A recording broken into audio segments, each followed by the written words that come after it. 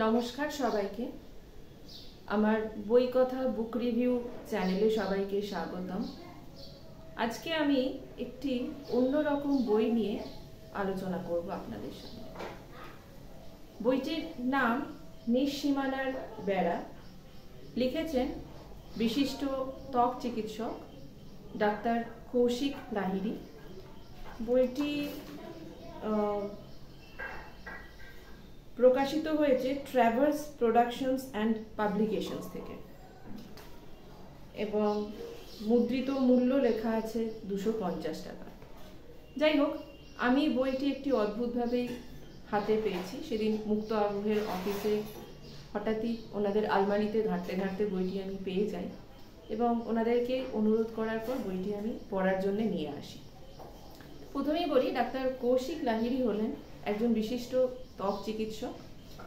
উনি বাঁকুড়ায় জন্মগ্রহণ করলেও বেড়ে উঠেছেন বর্ধমানেই ওনার স্কুলিং এবং তারপর বর্ধমান মেডিকেল কলেজ থেকে MBBS করলেন এবং তারপরে উনি ডার্মাটোলজি বা ত্বকে স্নাতকোত্তর ডিগ্রি কলকাতা থেকে করেছিলেন।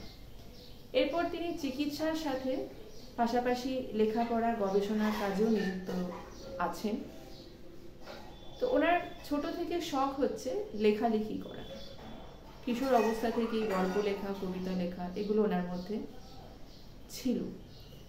তো উনি কাজের সূত্রে বা এমনি নানা রকম বেড়ানোর সূত্রেও হয়তো অনেক জায়গায় ভ্রমণ করেছেন। সেই অভিজ্ঞতাগুলোকেই, সেই উপলব্ধিগুলোকেই তিনি নানা জায়গায় ছোট ছোট করে লিখে রেখেছিলেন এবং ওনার লেখনী ভীষণভাবেই বুদ্ধদেব গুহ দ্বারা প্রভাবিত।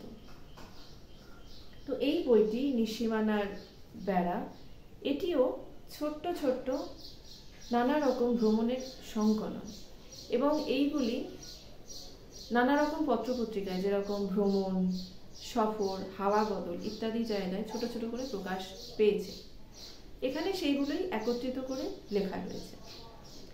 তো বইটি কেন অন্যরকম সেটা বলছি এই কারণে, প্রথমেই যদি আপনি সূচিপত্রটি খোলেন, সেখানে শুধুমাত্র যে জায়গার নাম দিয়ে জায়গাগুলো লেখা রয়েছে বা নাম দেয়া রয়েছে সেটা নয়। কিছু জায়গার নাম সরাসরি জায়গার নামই রয়েছে, যেরকম সামচি মালবাজার ঝালং, এটি একটি প্রবন্ধ। যেরকম ম্যাকলাস্কিগঞ্জ বেতলা মারুমার, এটিও একটি প্রবন্ধ। কিন্তু অন্যরকমও কিছু আকর্ষণীয় নামকরণ আমি এখানে দেখতে পেয়েছিলাম, যেরকম বর্ণময় বর্ণীয়, ব্যাংকক বর্ণনা, তেহরানে তেরাত্তি, বেজিংয়ে বসন্ত ইত্যাদি। তো প্রথমে একটি কোটেশন আমার এখানে মনে পড়ল যে the world is a book and those who do not travel read only one page. এটি সেন্ট অগাস্টিনের একটি উক্তি। অর্থাৎ কিনা, যে মানুষটি বেড়াতে যায় না, এক জায়গাতেই থাকে, সে কিন্তু বইটির মাত্র একটি পাতাই পড়ে। অতএব ভ্রমণ আমাদের জীবনে একটি খুব বিশেষ একটি অংশ এবং আমাদের উচিত সবারই, ছোট বড় যার যেরকম সামর্থ্য অনুযায়ী, কোথাও না কোথাও মাঝে মধ্যেই ভ্রমণ করা। তো এই বইটিতে যেটা আমি পেলাম, মানে প্রবন্ধগুলি কোনোটা মনে হচ্ছে তিনি ডায়েরির আকারে লিখে রেখেছেন, যেমন ছোট্ট একটি দিনলিপি, ডেট দিয়ে কিছু লেখা আছে। কোথাও কোথাও এক একটি জায়গার খুব সুন্দর বর্ণনা দেয়া রয়েছে, যেটা পড়তে গেলেই আপনার বুদ্ধদেব গুহর কথা মনে পড়বেই। এবং এই বর্ণনাগুলো এত সুন্দর যে চোখের সামনে কিন্তু এগুলো ভেসে উঠছে এবং যদি কেউ এই জায়গাগুলিতে কখনো গিয়ে থাকেন, তার জন্য ব্যাপারটি আরও মনোমুগ্ধকর হচ্ছে।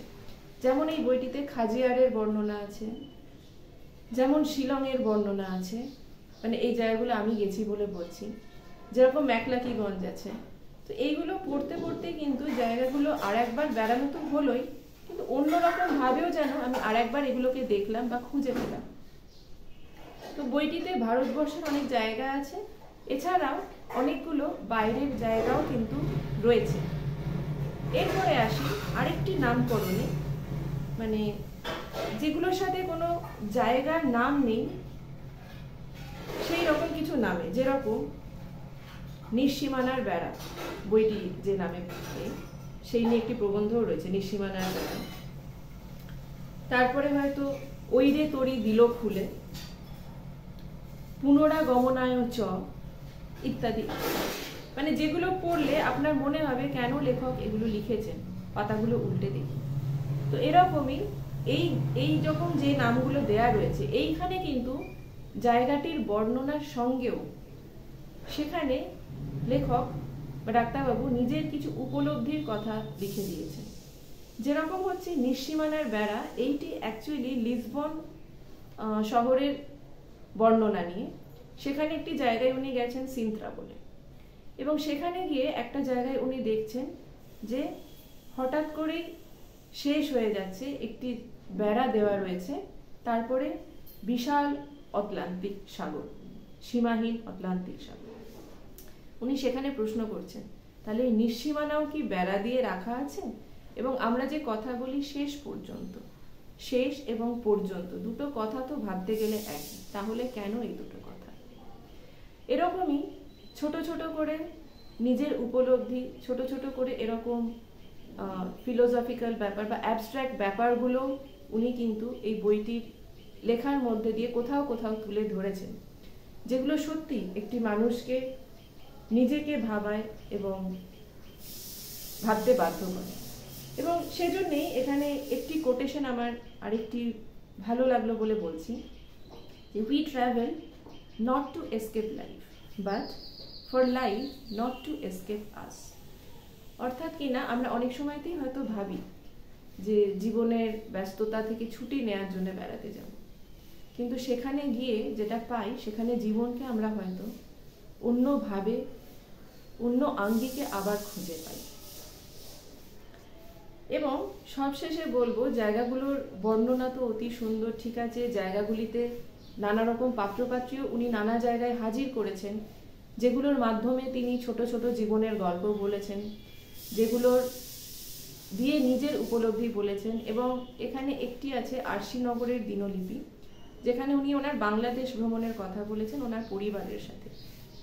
সেখানে কিন্তু সত্যি আর একবার আমাদের মনে করিয়ে দেয়, আদৌ কি দেশভাগের দরকার ছিল, বা দেশভাগের পরেও কি মানুষগুলোর মনে খুব বেশি পরিবর্তন এসছে? হয়তো না। তো এবং সবশেষে আমি এটুকুই বলতে চাইবো, বইটির প্রচ্ছদ, এটি একটি অদ্ভুত প্রচ্ছদ। দেখা যাচ্ছে একটি টয় ট্রেন, এটা হতে পারে আমাদের হিমালয়ান দার্জিলিং টয় ট্রেন বা কালকা সিমলা টয় ট্রেন, এবং দেখা যাচ্ছে একটি এখানে কম বয়সী মানুষ, হতে পারে একটি বাচ্চা বা মেয়ে, ঠিক আছে, সে একাই কিন্তু ট্রেন থেকে ঝুঁকছে, ট্রেনের দরজা থেকে। তো এটা থেকে আমার কোথাও না কোথাও মনে হলো যে ভ্রমণ হয়তো কারোর জন্যে বাধা সৃষ্টি করে না, যে আমার এটা নেই সেই জন্য আমি বেরোতে পারছি না, আমার সেটা নেই, এটা কিন্তু নয়। লিঙ্গ, বয়স এবং সে একা না তার সাথে লোকজন আছে, এগুলো সব কিছু নির্বিশেষে কিন্তু একটু সাহস থাকলেই বেরিয়ে পড়া যায়। এবং বেরিয়ে পড়লে শুধু প্রকৃতির সৌন্দর্য আহরণই নয়, নানা রকম লোকের সাথে মেলামেশা, নানা রকম পৃথিবীর কালচারের সাথে পরিচিত হওয়া, এগুলো কিন্তু একটি মানুষকে উন্নীত করে জীবনে। এবং একজন মানসিক বিশেষজ্ঞ হিসেবে আমি বলবো যে ভ্রমণ কিন্তু ডিপ্রেশন, অ্যাংজাইটি ইত্যাদির ক্ষেত্রে যথেষ্ট হিতকরী, যথেষ্ট উপকারী। এবং আমি যেটা বলবো যে শুধু বেরিয়ে পড়বেন না, কোথায় যাচ্ছেন তার আগে সেই জায়গাটি সম্বন্ধে একটু পড়াশোনা করে যান। সেই জায়গায় কি কি জিনিস দেখার আছে, কোথায় কোথায় ঘোরার আছে, কি কি জিনিস খাবার আছে, কি কি কেনার আছে ইত্যাদি একটু লেখাপড়া করে যান। তারপর সেখানে গিয়ে ঘুরুন, নিজের মতো উপলব্ধি করুন, এবং পরে ফিরে এসে নিশ্চয়ই একটু হলেও লিখে রাখুন, সেটি ডায়েরির আকারে হলেও ঠিক আছে। লোকের জন্য নয়, নিজের জন্য লিখুন, নিজের ভালো লাগার জন্য লিখুন। এইভাবে যদি আমরা বেরোতে পারি, এতে মানসিক স্বাস্থ্যের তো উন্নতি হবেই, মস্তিষ্কের কার্যক্ষমতা কিন্তু অনেক বাড়বে। এবং নানা রকম লোকের সাথে মেলামেশা, এটির কিন্তু আলাদাই একটি গুরুত্ব রয়েছে। যারা এটি করেছেন, যারা এটি রেগুলার করে থাকেন, তারা নিশ্চয়ই আমার সাথে সহমত হবেন। তো আমি আজকে আমার এই আলোচনা নিঃসীমানার বেড়া এটি শেষ করব আর ছোট্ট আরেকটি কোটেশন দিয়ে, যেটি আমি এই ছবিটি দেখেই মানে বুঝতে পারলাম। Travel is never a matter of money but of courage, এটি পলো কোয়েলোর উক্তি। অতএব বেড়াতে যাওয়া কোনো কারোর জন্য আটকে যেন না থাকে। কাছের কোথাও বেরিয়ে আসুন, আধবেলার জন্যে, একদিনের জন্যে, বা যদি সময় সুযোগ পয়সা থাকে তো নিশ্চয়ই বড় ট্রিপও করুন। যাই হোক, তো সবাইকে অনুরোধ রইল কৌশিক লাহিড়ীর এই বইটি সময় পেলে নিশ্চয়ই একটু পড়ে দেখার, নিঃসীমানার বেড়া। আমি এরপরে আরও এরকম ছোট ছোট কমন আনকমন বই নিয়ে আপনাদের কাছে আবার ফিরে আসব। আমার চ্যানেলটি প্লিজ সাবস্ক্রাইব করুন এবং ভিডিওটি ভালো লাগলে নিশ্চয়ই লাইক এবং শেয়ার করুন, কমেন্ট করুন। সবাই ভালো থাকুন, সুস্থ থাকুন। নমস্কার।